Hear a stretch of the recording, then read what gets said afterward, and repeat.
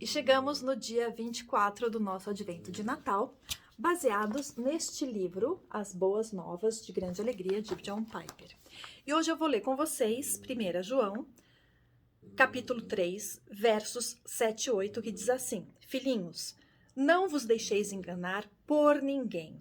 Aquele que pratica a justiça é justo, assim como ele é justo. Aquele que pratica o pecado procede do diabo, porque o diabo vive pecando desde o princípio. Para isso se manifestou o Filho de Deus, para destruir as obras do diabo. E o título de hoje é O Filho de Deus se manifestou. Vocês estão ouvindo um ronquinho no fundo, não é do Daniel, tá? É da Rafaela. A Rafaela é a cachorra do Rafael, meu filho, e ela ronca muito. Mas eu deixo porque ela é velhinha, gente. Natal, vamos ter compaixão. Então, aqui o autor diz, nesse trechinho que a gente acabou de ler, para isso se manifestou o Filho de Deus, para destruir as obras do diabo. E quais são as obras do diabo? O que o diabo tem em mente? E aí o autor diz que, primeiro, a gente vai ver claramente isso no contexto. Se você ler alguns versos antes, e aqui ele cita o 1 João 3,5, diz assim: sabeis também que ele se manifestou para tirar os pecados. A frase se manifestou para ocorre no versículo 5 e também no 8. Para isso se manifestou o Filho de Deus. Então, muito provavelmente, as obras do diabo que Jesus veio destruir são os pecados. A primeira parte do verso 8 deixa isso claro. Aquele que pratica o pecado procede do diabo, porque o diabo vive pecando desde o princípio. A questão, nesse contexto, é pecar. Não é doença, ou carros quebrados, ou agendas bagunçadas. Jesus veio ao mundo para nos capacitar a parar de pecar. E nós vemos isso com clareza quando a gente coloca essa verdade ao lado da verdade de 1 João, capítulo 2, verso 1. Filhinhos meus, estas coisas vos escrevo para que não pequeis. E esse é um dos grandes propósitos do Natal, um dos grandes propósitos da encarnação de Jesus. Você vê lá, né? Acabamos de ler 1 João 3, 8. Mas há outro propósito que ele acrescenta nesse que nós lemos, em 1 João 2, verso 1 e 2. Se todavia alguém pecar, porque nós pecamos todo dia, não é difícil? Se todavia alguém pecar, temos um advogado junto ao Pai, Jesus Cristo. Por isso que nós falamos que Jesus Cristo é o nosso mediador entre Deus. Só tem um mediador entre Deus. Não tem pastor, não tem padre, não tem nada. É você e Jesus. Ele interpreta, o Espírito Santo de Deus interpreta as nossas orações. E Jesus é o nosso advogado diante de Deus. Por quê? Porque ele é justo. Ele é a propiciação pelos nossos pecados. O que é isso? Ele que foi o sacrifício pelos nossos pecados, não somente pelos nossos próprios pecados, mas ainda pelos pecados de todo mundo, do mundo inteiro.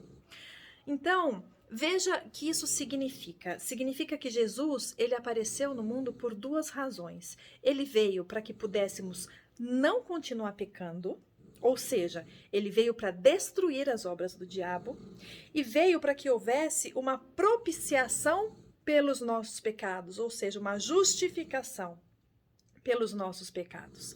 Ele veio para ser um sacrifício no nosso lugar, que cancela, que remove a ira de Deus pelos nossos pecados, porque ele se colocou no nosso lugar como pecador.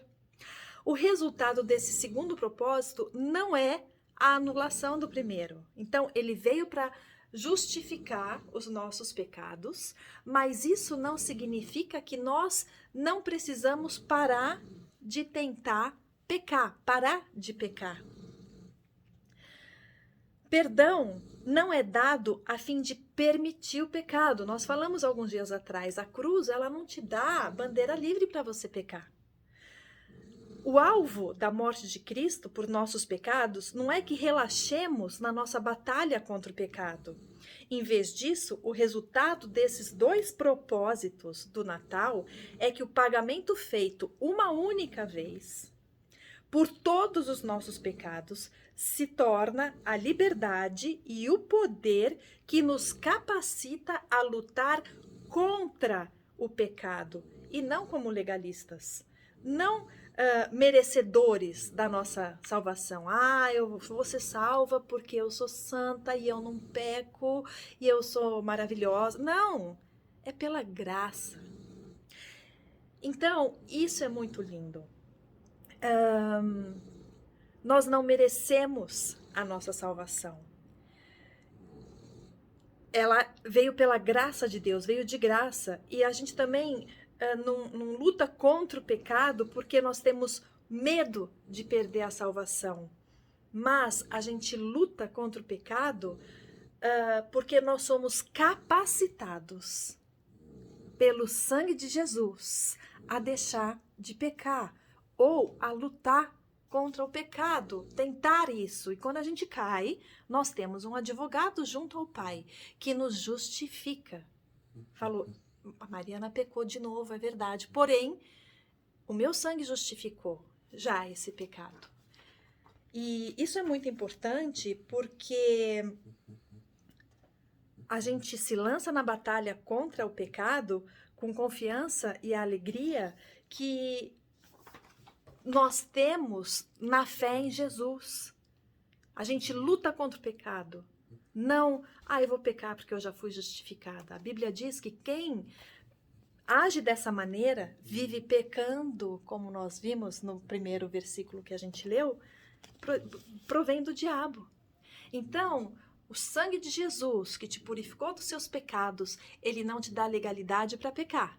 Ele te dá força para resistir, para lutar contra o pecado. Mesmo esse pecado que já foi justificado na cruz. Você não tem permissão para pecar. Pensa nisso. Qual que é o seu pecado de estimação? Qual que é aquilo que você não consegue parar de fazer, que você não quer deixar de fazer? Esse pecado que você não larga, que você vive repetindo, esse não vai ser perdoado. Então, Deus está te capacitando para resistir esse pecado.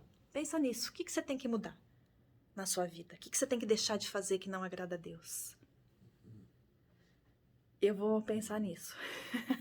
Pensa você também. E até amanhã, no nosso último dia de Advento de Natal. Que Deus te abençoe.